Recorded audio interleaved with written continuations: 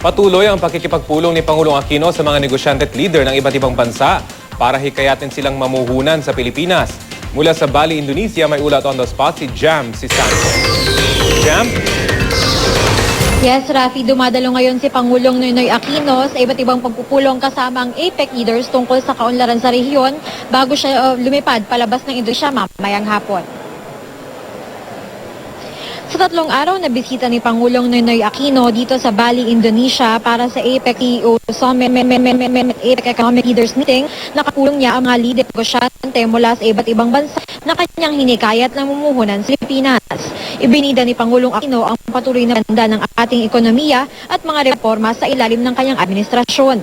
Hindi na tuloy-tuloy ang bilateral meetings niya sa mga Pangulo ng Mexico at Peru dahil makatugma sa schedule. Pero nakausap pa rin naman daw niya ang ibang world leaders tungkol sa lagay ng ekonomiya.